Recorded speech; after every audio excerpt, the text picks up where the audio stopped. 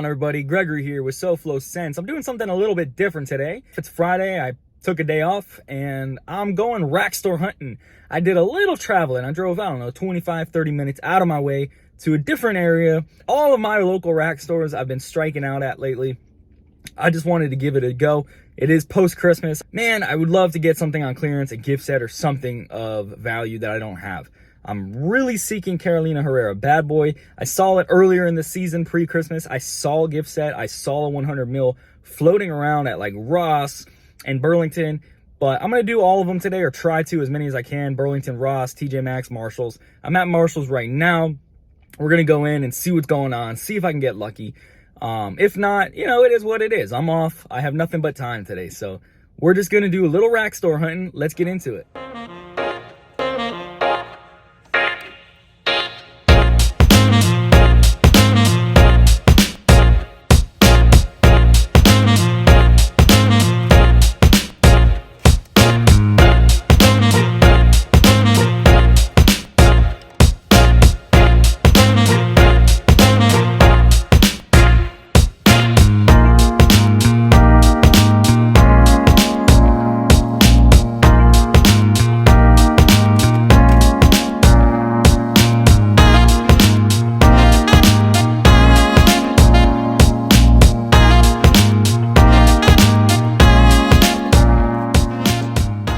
As you can see, that store was pretty much a strikeout situation. Not that they didn't have 2 or 3 decent frags, but the pricing was terrible. $60 for 50 milliliter of Dolce & Gabbana, the 1 EDT, is too much money, and the $50 and the $60 for the Missonis is way too much money. So decent fragrances, but terrible pricing. I checked out the women's side looking for the Rich List fragrances. I'm still trying to get my hands on the red one, which supposedly smells like Baccarat Rouge 540. No luck there. They only had 3 kinds. They were all the women's. What they did have was all discounted down to $9.50. So if they would have had the blue one, the Leighton clone, then that would have been a good grab. But I already bought 2 of those. I'm never gonna get through them, so I wouldn't have bought it anyway. So that's it for this Marshalls strikeout. Oh well. Okay, so I was just driving to this Ross and I did spot a TJ Maxx. So I'm gonna hit the TJ Maxx after this. But right now we're gonna head into Ross, dress for less. All right, so Ross was another strikeout situation. Nothing really good to consider grabbing for myself. There was some Nautica Voyage, which is always good if you're just starting out and you haven't gotten that one yet. If you see it, it's cheap, grab it. Other than that, just the basic stuff. Some of the Adidas, some Cubas, some Nauticas. Nothing worth looking at. No high-end designers or anything like that here today. Strike out at Ross, so that's 2. We're 0 for 2. Let's hit up that TJ Maxx.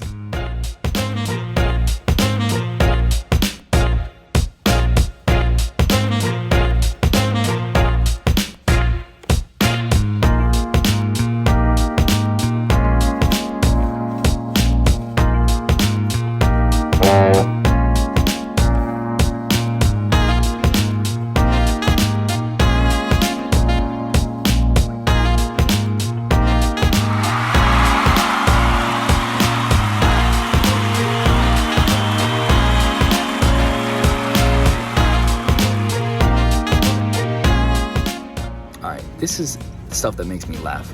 This fragrance is a Dollar Tree special, and look what they got it priced for. Like, literally, this is dollar store stuff. $8. Red tagged, $8. If you make this mistake, I feel bad for you. Please don't make this mistake, guys. EAD, dollar store. Dollar store. And a lot of the time, they actually do smell good. They're just low quality, cheap dupes.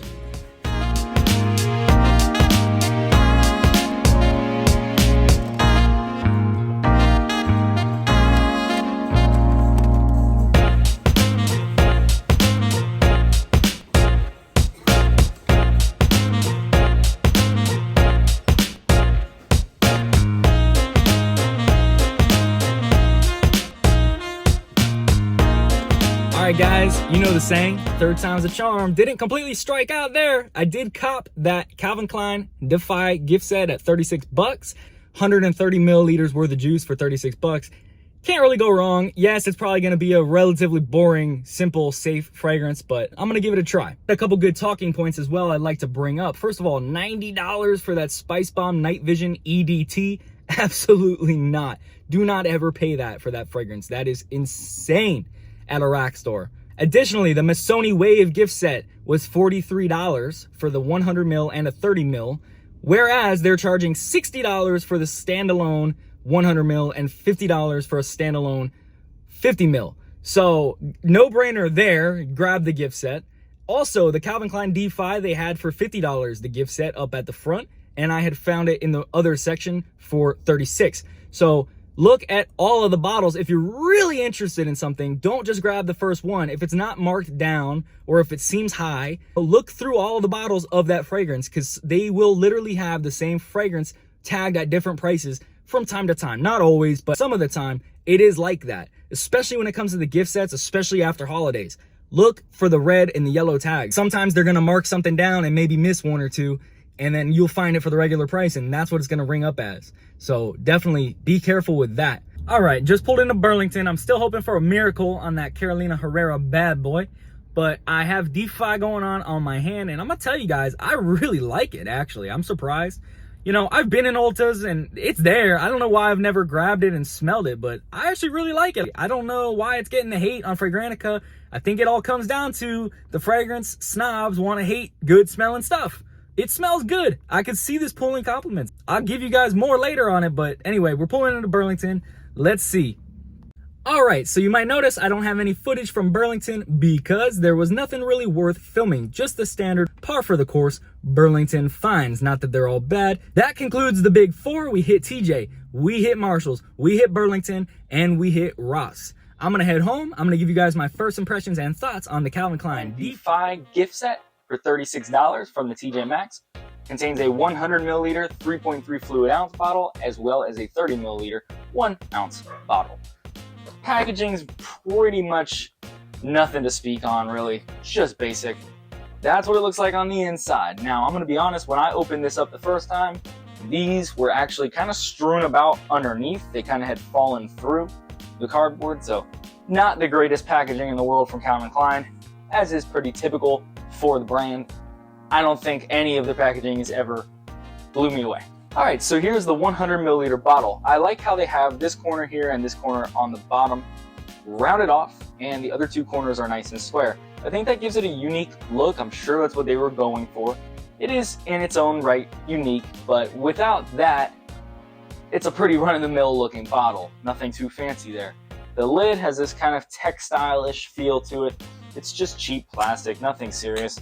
I mean, it does pop on there, but I wouldn't go grabbing it by the cap. It does kind of slide right on and off. Relatively easy, I think. Yeah, I mean, it definitely could fall off. So not really the best cap in the world or anything like that. It's okay. Take a look at the sprayer here. Nice little atomizer action. It's a little bit of a wide spray. I think if you want a nice heavy dose, you're gonna have to come close. That's a little bit better. I don't feel like this puts that much out. It's a nice fine spray. There's nothing wrong with it. It just, you're gonna probably wanna double up on everything you hit with this atomizer. All right, so the actual note breakdown on this one is relatively simple. On the top, you have bergamot and lavender, and then in the middle, they're claiming vetiver, and in the base, they're saying amber. Now, I think that is pretty much how this comes off. Those are the main notes you get.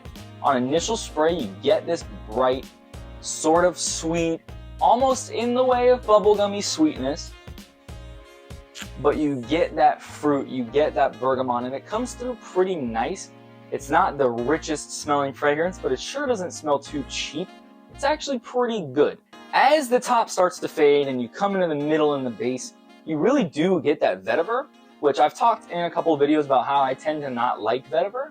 But in this fragrance, it actually comes off very nice. It gives it just a little bit of a smoky, woody touch. It's not too earthy or in your face. It's just kind of right there in the middle. It's very well balanced between your citrus, that vetiver, and then the amber. You know, you're definitely getting some ambroxan in there in the base too. It definitely comes through. It kind of has just that modern men's blue fragrance background, but the lavender and the bergamot and that little vetiver makes this kind of have an old school sort of feel up top. And as it falls down, it really becomes this very nice blend of old meets new modern and I actually really like it. It's not groundbreaking or anything like that, but it does smell good. I think the CK Defy is very simple, but it works. It does have a nice transformation from start to finish. It starts off bright and citrusy. You get a little vetiver in the mid. The lavender maintains itself throughout the fragrance. And then in the far dry down, it almost is like sweet, creamy type of like a sandalwood almost. And there's no wood listed in this fragrance, but the way it really deeply dries down is pretty gorgeous. So that covers the listed notes and how they come across to my nose. I'd like to take a minute or two to talk about a couple of fragrances that it does often get compared to. YSL Y, whether it be the EDT or the EDP, people compare it to this. I get it. YSL Y opens up with aldehydes that to me almost come off like hairspray. It's super bright and almost metallic up top, and I don't get that out of the CK Defy. This to me is very masculine. It's a little darker, it's a little deeper. Again, that vetiver kind of lends a little bit of smoke in there, and I think this doesn't smell like this. Is it somewhat similar? Would it serve the same purposes? Yes, but I don't think it's a one-to-one by any means. I can't speak on the Eau de Parfum, but for the YSL Y EDT, I might go with the Calvin Klein Defy first. So the other fragrance that it's often compared to is Mont Blanc Legend or Abercrombie & Fitch Fierce. Now this is the Legend Eau de Parfum, which is slightly different to an extent than the regular EDT, but it really does maintain a lot of that Fierce / Legend DNA. This has some leather in the base, but overall, Legend, it's got the florals, it gets woodier. It's just a different fragrance to me.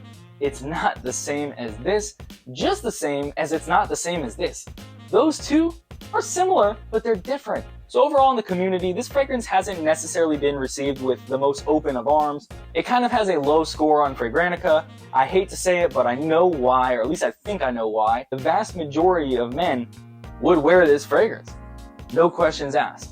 I think the fact that this is getting so often compared to YSL Y and Mont Blanc Legend and Abercrombie & Fitch Fierce is attributing to some of its hate and some of its flack in its overall lower score on Fragrantica. If you took out those comparisons, I think this fragrance would score higher. I think this is a 4-star fragrance for the vast majority of people. I like a fragrance that smells good. Calvin Klein Defy does just that. So overall, off my first impressions, I think this is a solid fragrance. I think it has its place. Maybe if your collection's extensive, no, but if you're getting started, this is a good pickup. It's a good grab. And for 36 bucks, I don't think it's a bad buy. I think it would work really well actually for the office. I think it's a great work fragrance. It's safe, it's not offensive, it's not overly cloying or annoying, it's not loud. It does eventually sit soft into the skin, and that's good. That's not a bad thing, always. For a work setting, that's perfect. People will smell you if they get close enough, they'll smell it. You can always refresh at lunchtime. But the performance here is not terrible. Longevity is definitely not bad. And I think this would work for that setting. I could see it even on a golf course. For some reason, I just kind of picture this. I could also see it, you know, a spring or summer brunch, you know, casual brunch. Maybe you put on a polo, you dress up a notch from very casual, and you're just going to have brunch and have some drinks, a little day drinking, something like that. I think this would work well. Anything on the water for some reason. This comes off very aquatic to me. I feel like if you were having any kind of meal on the water, this would work. I mean, those are just a few examples, but overall, I think spring, summer, this works. Not super duper high heat. I think you might be able to find a better fragrance for that, but anything in between cool and hot, I think this would work well. All right, guys, so that's pretty much all I have for you today on Calvin Klein's Defy.